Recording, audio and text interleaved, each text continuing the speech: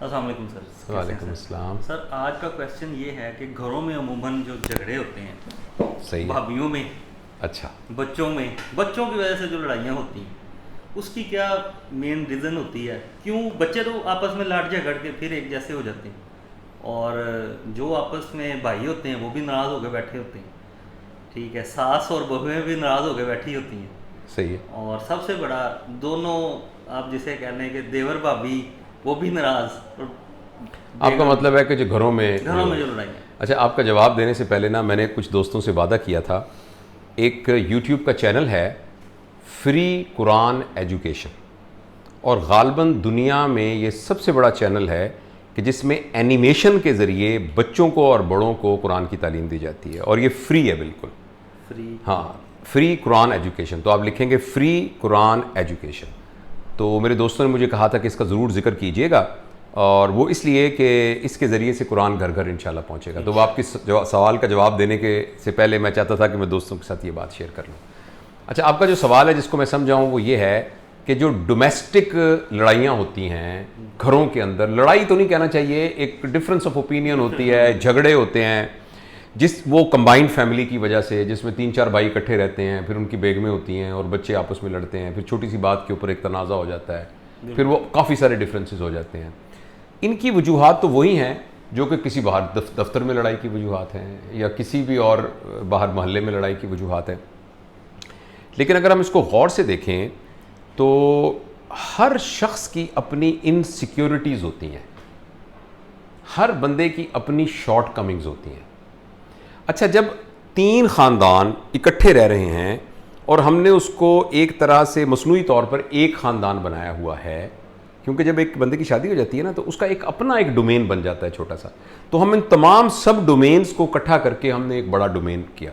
और ये हमेशा से हमारे माशरे में ये कंबाइंड फैमिली सिस्टम बड़ा स्ट्रॉन्ग रहा है और बड़ा यूज़फुल रहा है, इसलिए जब कि पहले ख़ानदान बड़ा मजबूत होता था और ख़ानदान की मजबूती का दारोमदार ख़ानदान के सरबराह पर होता था। यानी उस घर के अंदर जो दादा अब्बू हैं और जो दादी अम्मा हैं वो बुनियादी तौर पर कंट्रोल करते हैं, और हमेशा से ये चला आ रहा था। तो घर का फाइनेंशियल जितनी रिस्पॉन्सिबिलिटी है वो दादा के थ्रू होती है, बच्चे जितने भी कमाते हैं वो अपने वालिद को देते हैं, और जो घर के अंदर पकाने का निज़ाम, कहीं शादी ब्याह में किसी को देने का निज़ाम, किसी से क्या ताल्लुक़ रखने हैं, वो जो घर की दादी अम्मा बड़ी हैं वो उनके ज़िम्मे है बड़ी, और वो सारे के सारे ताबेदारी के साथ। और घर के अंदर एक उसूल बने हुए हैं, एक तरह की SOPs बनी हुई हैं, किसकी क्या लिमिट है, किसकी क्या नहीं लिमिट है। और ये उस ज़माने में था जिसमें ख़वातीन मोस्टली हाउस वाइफ्स ही थी सारी, वो बाहर काम नहीं करती थी, तो उनको पता था कि उनकी ये रिस्पॉन्सिबिलिटी है। मुझे याद है कि हमारे अजीज़ उनके घर के अंदर ये तय था कि एक बहू नाश्ता बनाएगी, एक दोपहर का खाना बनाएगी, एक रात का खाना बनाएगी, ये वाली जिम्मेदारी इसकी है ये। और वो बड़ी खुशी से वो सारे कुछ करते, छोटे मोटे तनाज़े होते रहते थे, लेकिन बड़ी एक यूनिटी के साथ। जब वो ईद शबरात होती थी या रात को जब खाना खाते थे तो बड़ी एक बरकत की कैफियत होती थी। अगर तो वही स्ट्रॉन्ग सिस्टम उसी तरीके से रहे जिसके अंदर एक यूनिटी ऑफ द हाउस रहे, तो ये कंबाइंड फैमिली सिस्टम की बड़ी बरकत है और बड़ा इसके अंदर। और बच्चों की ग्रूमिंग, बच्चों की ट्रेनिंग एक ख़ास तरतीब से हो जाती है, वो जो घर के अपने वैल्यू सिस्टम है वो सब में ट्रांसफ़र हो जाते हैं, वो जो भी वैल्यू सिस्टम है। लेकिन अब हालात चेंज हो गए। अब अक्सर घरों में ख़वातीन जो हैं वो पढ़ी लिखी हैं, और वो जो ख़वातीन हैं वो ख़ुद कमाती हैं, और इसलिए जो कन्वेंशनल डिस्ट्रीब्यूशन ऑफ लेबर है ना, कि मर्द जो है वो कमा के लाए और औरत जो है वो घर का काम शाम करे और उस कमाई को संभाल के अच्छे तरीके से उसको इस्तेमाल करे, वो जो conventional distribution of work in the home है अब वो नहीं चल सकती। 8 घंटे खातून काम करके आई है, 8 घंटे ही बंदा काम करके आया है। अब बंदा ये तवक्को करे कि मैं लेट जाऊँ और कोई मेरी टांगें दबाए, और ख़ातून ये तवक्को क्यों ना करे, भाई वो भी तो 8 घंटे काम करके आई है। तो इसलिए ऐसे घरों में मुलाजमों की ज़रूरत होती है। अच्छा, और ऐसे घरों के अंदर कुछ और सपोर्ट स्टाफ की ज़रूरत होती है। कई घरों में आपको कुक की ज़रूरत होती है। कोई खातून अगर उसी तरह एक प्रोफेशनल है, और फ़र्ज़ करें एक आपके प्रोफेशन से या बिज़नेस से ताल्लुक़ रखती हैं और उनकी 12-12 घंटे की ड्यूटी होती है, तो वापस आके कैसे तवक्को करेंगे कि वो सफाई भी वो करेगी और वो करेगी। इसलिए अब हमारा वो जो मजबूत कंबाइंड फैमिली सिस्टम वाला ख़ानदान था उसके अंदर प्रॉब्लम अराइज करते हैं। एक तो ये रीज़न। अच्छा, दूसरी बात यह है कि देखिए हर बंदा, उसकी एक अपनी प्रेफरेंसेस हैं, उसका अपना एक लिविंग स्टाइल है, उसका एक अपना लिविंग स्टैंडर्ड है और उसकी क्वालिटी ऑफ लाइफ है, और वो अपने बच्चों को तरबियत देने के लिए एक ख़ास किस्म की तरतीब को पसंद करता है, उसकी लाइकिंग है, उसकी डिसलाइकिंग है। जब 4-5 ख़ानदानों को आप इकट्ठा कर लेते हैं तो उसमें ये सारी चीज़ें कंप्रोमाइज़ हो जाती हैं। और दूसरी बात ये कि मैं और आप बराबर नहीं हो सकते। अच्छा, जब हम बराबर नहीं होते और साथ हम इमोशनली बहुत स्ट्रांग नहीं होते तो ज़रा सी बात में हमारे दरमियान एक जेलसी क्रिएट हो सकती है। और अमूमन ये जो लड़ाइयाँ घर में होती हैं ये इसलिए होती हैं कि कुछ लोगों में कैपेसिटी ज़्यादा होती है, कुछ लोगों में कैपेसिटी कम होती है।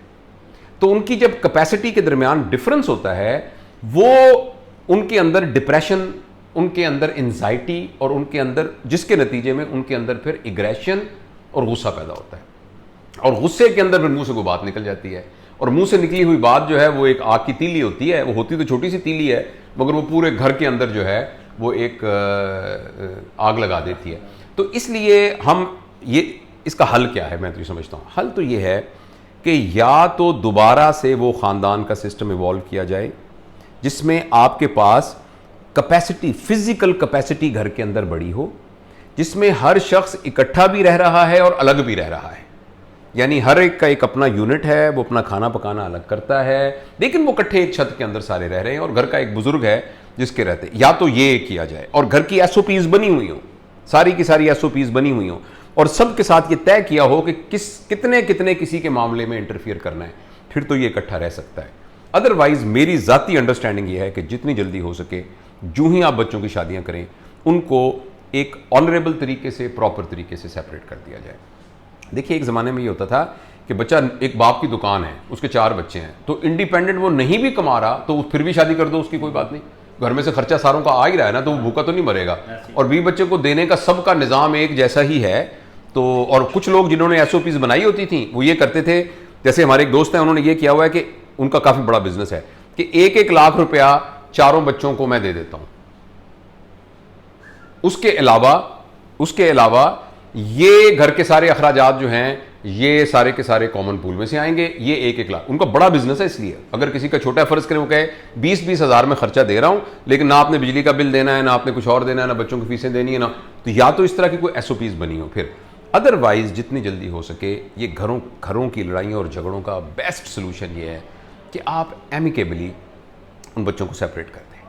और अगर आपको अल्लाह ताला ने इतनी वुसअत दी हुई है कि आप एक कंपाउंड के अंदर इकट्ठे हो सकते हैं जिसमें अलग अलग पोर्शंस हों, जिसमें अलग अलग रहें लेकिन मे भी उनका कॉमन पार्किंग हो, कॉमन उनका सेहन हो, कॉमन कोई सिटिंग एरिया हो, कॉमन प्लेइंग एरिया जिसमें बच्चे खेल सकें और अपना, तो ये सबसे आइडियल सिचुएशन है। हाँ जी, और यही करना चाहिए। और ये इसमें कोई शर्म की भी बात नहीं। बहुत सारे बुजुर्ग कहते हैं कितनी शर्म की बात है, और ये कहते हैं मेरे जीते जी तो मैं घर को सेपरेट नहीं हो। घर में लड़ाई हो रही होती है, झगड़ा हो रहा होता है, एक दूसरे को कुछ नहीं, यानी एक दूसरे को देखना गवारा नहीं कर रहे होते, लेकिन मजबूरी में इकट्ठे हुए होते हैं। तो आपके सवाल का यही जवाब है मेरे ख्याल के अंदर। मैंने सोल्यूशन की तरफ मैं ज़्यादा गया हूँ, लेकिन आपने ये पूछा था कि आखिर क्यों लड़ते हैं। लड़ते इसी वजह से हैं कि सब लोग बराबर नहीं होते, उनसे बराबरी के लेवल पे परफॉर्म करने की एक्सपेक्टेशन की जाती है जो कि मुमकिन होती नहीं। और जब वो बराबरी के लेवल पर परफॉर्म नहीं कर सकते उसके नतीजे में लोगों के अंदर डिप्रेशन पैदा होती है। उनको अपनी इनकैपेसिटी को छुपाने के लिए उसको एंगर से कॉम्पनसेट करना पड़ता है। और फिर ये कि हम एज अ सोसाइटी हम इमोशनली ट्रेंड नहीं है। हमारी जो इमोशनल अंडरस्टैंडिंग है ना, वो, आप तो साइंस के स्टूडेंट हैं, यानी साइंस से आपका ताल्लुक है, मैं आपको बड़े आराम से बता सकता हूँ कि हमारे ब्रेन का एक पोर्शन है जो कि लॉजिकल पोर्शन है और एक पोर्शन है जो इमोशनल पोर्शन है।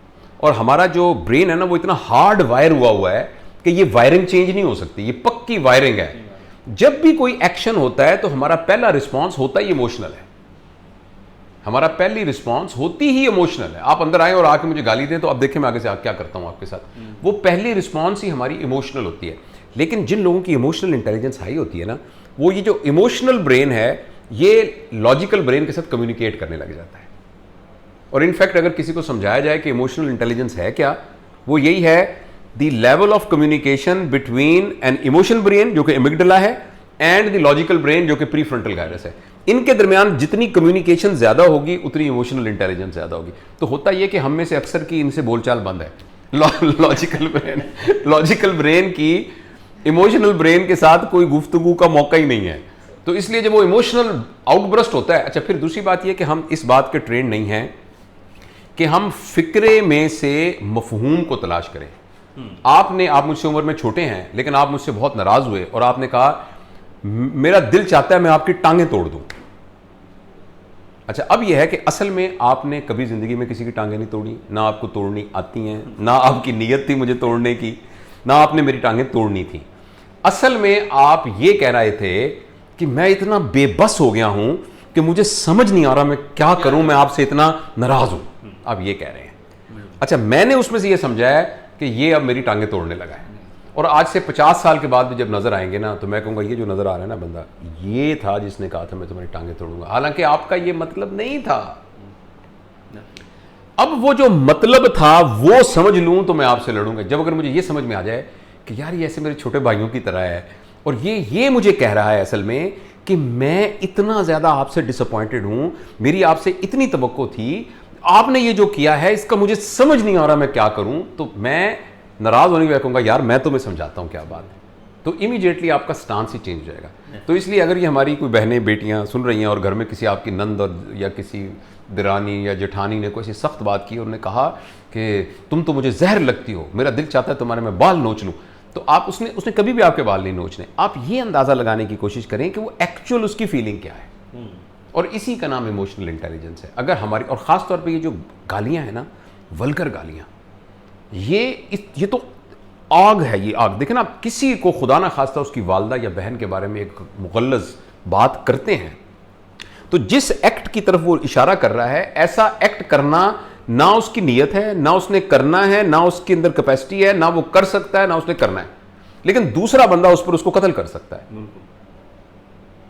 दूसरा उसको कर सकता है। लेकिन इमोशनली हमें इतने स्टेबल होना चाहिए कि हम ये देख लें कि जो बात कह रहा है इसके अंदर वो कहना वो क्या, उसके पीछे बैकग्राउंड में क्या, अपनी बेबसी कैपेसिटी क्या, हाँ, उसके इमोशंस क्या हैं, उसकी फीलिंग्स क्या हैं, उसके ख्यालात क्या हैं। तो ऐसा करने से झगड़े दूर हो जाते हैं। तो ये तो आम जिंदगी के लिए भी एप्लीकेबल है, सिर्फ घरों के लिए नहीं है, लेकिन बेहतर यही है कि लोग ऑटोनॉमी में रहें। मेरे बच्चे हैं ना, मेरा दिल चाहेगा कि मैं वो मेरे जिगर के टुकड़े मेरे साथ वो सब रहें, लेकिन वो अपनी ऑटोनॉमी में रहें, वो अपने उसके खुद हों, अपने पैरों पे खुद खड़े हों।